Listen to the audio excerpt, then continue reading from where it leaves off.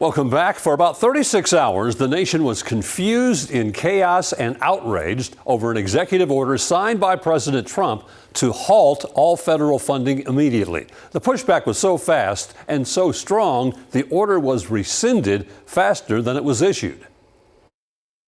After 48 hours of chaos and concern that millions of seniors and children would lose aid programs they count on, tonight a stunning about-face from the Trump administration, now rescinding its sweeping directive to temporarily freeze trillions of dollars in federal funding that could have had major impacts. We are merely looking at parts of the big bureaucracy where there has been tremendous waste and fraud and abuse. But the president still hasn't specified what funding exactly he wants to cut.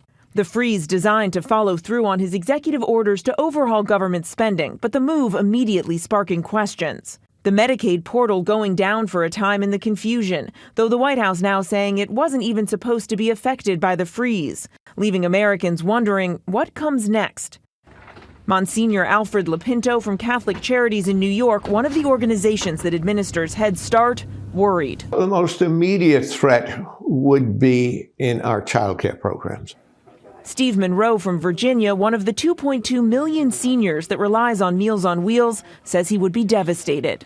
Doing something to stop or cut the organization off is going to hurt thousands of people. Still, this morning, the White House was adamant. The American people should not be confused about this. But just hours later, in that two-sentence memo, the administration rescinding the freeze in funding. The White House still insists the president's plan to root out spending that doesn't align with his agenda, like diversity, equity, and inclusion programs, climate initiatives, and foreign aid, will be rigorously implemented. But tonight, a federal judge struggling to decipher what the White House's intention is, vowing to block any kind of funding freeze going forward. This is more than 2 million federal employees have been given a stark choice via mass email: resign and be paid until the end of September, or risk losing their jobs.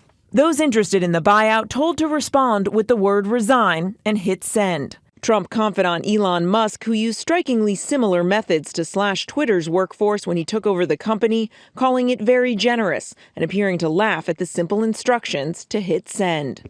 Unions representing federal workers, from Forest Service firefighters to VA nurses, say this isn't a voluntary buyout, but a purge. They're scared. They're scared that they're not going to have a job. They're scared that they're not going to be able to, pay the bills, take care of their families. And the union is stressing that this could have wide-ranging impacts on everyone from doctors who care for veterans to firefighters to civilians who work at the Department of Defense. And the union says they aren't confident that the administration would be obligated to pay these employees through September if they do resign. Their message to federal workers tonight: do not resign. Mary Bruce, ABC News, the White House. Refugees who just arrived in Nashville legally would be in limbo under a funding freeze for federal assistance programs. It's incredibly overwhelming for a new arrival. My own family came to the United States as refugees from the former Soviet Union in 1993, so I know firsthand how difficult it is. Max Rykov works for Nashville International Center for Empowerment, NICE for short. It's a refugee resettlement and social services agency that works with refugees who first arrived to the U.S. legally. We welcome those refugees who have been invited into the United States. We pick them up at the airport. We find them their first apartments, their first jobs.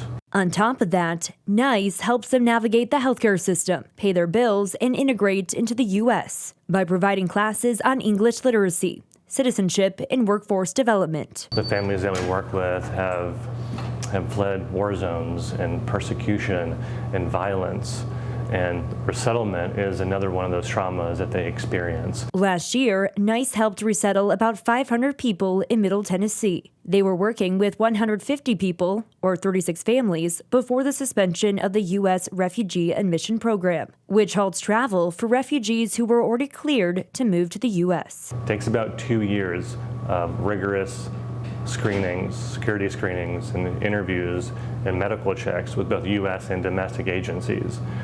And those who were approved to travel have been waiting patiently and have gone through this process. They were told that they can no longer arrive. On top of that, federal funding was put on pause for several assistance programs. Max says they heavily rely on federal funding to help refugees get on their feet when they first arrive. It's just a little bit over $1,000 per person. That's supposed to last them 90 days. So they have to start working very, very quickly, but that is the lifeline that they depend on.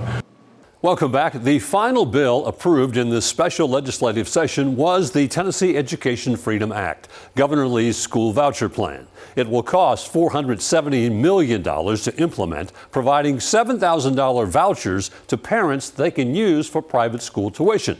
Democrats call it a scam that will gut public education, while pro-voucher forces say it provides parents the opportunity to choose where to send their child. The pro-voucher group won the day. After 2 previous defeats for vouchers, it was now or never.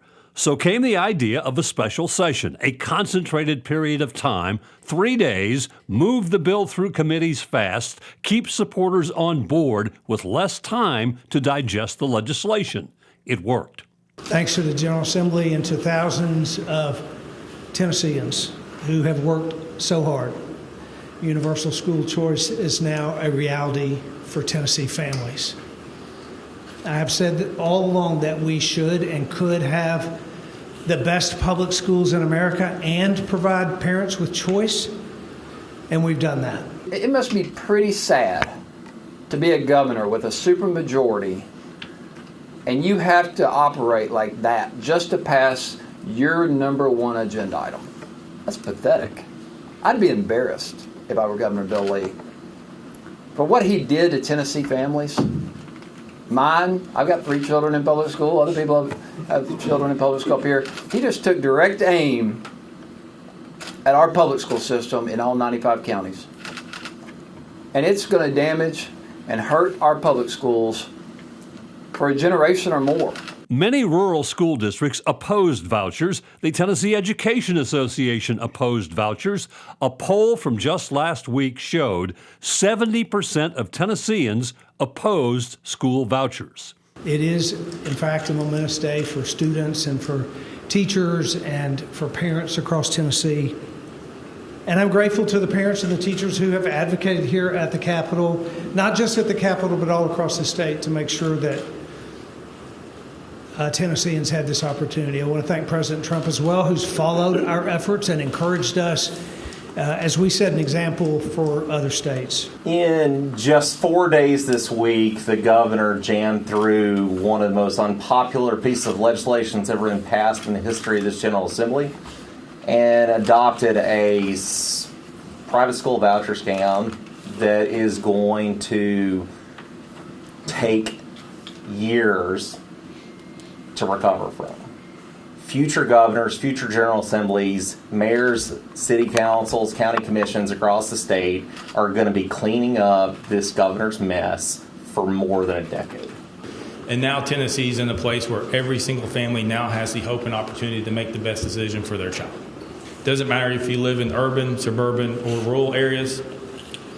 You also have the same opportunity if your kid has a special needs or unique disability. You have the same opportunity. This is simply an opportunity to separate our school system. This is an opportunity to create 2 separate systems. And what he wants is one to pass and one to fail. While some Republicans voted no, the Tennessee Education Freedom Act won approval in the House 54-44 and in the Senate 20-13. Stay with us. This Week continues in a moment. Thanks for spending part of your weekend with us. That will do it for another edition of This Week. We hope to see you back here next weekend. Between now and then, you have a great week.